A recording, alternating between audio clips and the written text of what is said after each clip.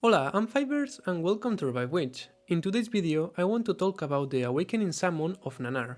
This video is a bit different than my usual videos, but I feel the need to make this video to help as many people as I can to use their resources efficiently. I saw a lot of comments of people asking if it's worth it to summon for Nannar. The quick answer is no, and I'm going to tell you why. As you should already know, in Revive Witch there is one shop called Golden Petal. In this shop we can buy a new UR every month by paying 100 golden petals.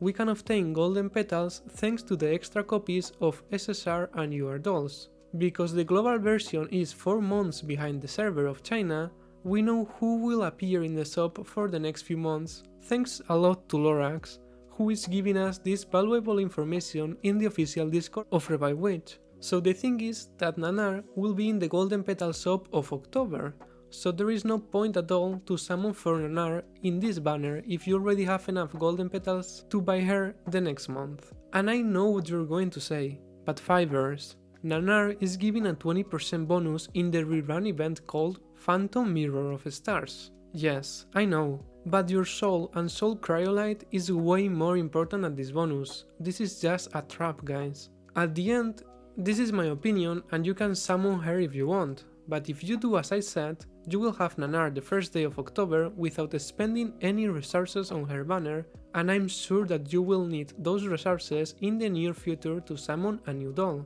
If you want Nannar to complete your collection, like me, you can buy her in the Golden Petal shop of October and that's all.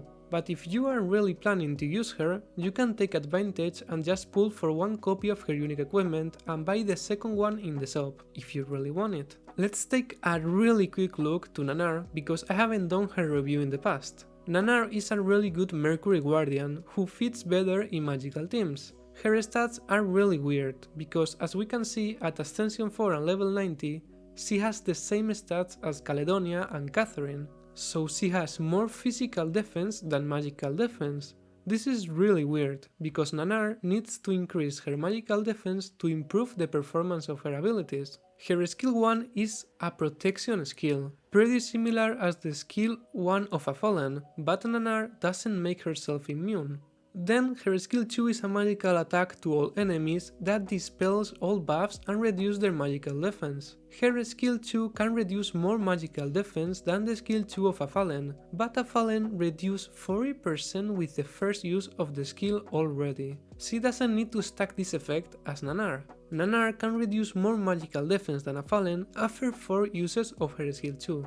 I prefer the skill 2 of a Fallen. To finish, her passive at level 2 makes Nannar able to trigger her skill 2 after receiving a hit. The probability for this to happen is 20%, so in average, Nannar should trigger her skill 2 thanks to her passive once out of 5 hits. But it could be more or less depending on how lucky you are. A Fallen triggers her skill 2 after 8 hits always, without more conditions, and Nannar has to wait 2 seconds after her passive triggers her skill 2, so you can't even be lucky because you have to wait for her cooldown. And then her unique equipment makes Nannar able to heal herself when taking damage. Honestly, I think that a Fallen is a better version of Nannar, but Nannar is still a good tank that can help your team without any doubt, if you need a new Mercury Guardian for your team. But as I have said in the video, I recommend you to wait until October and buy her in the Golden Petal shop.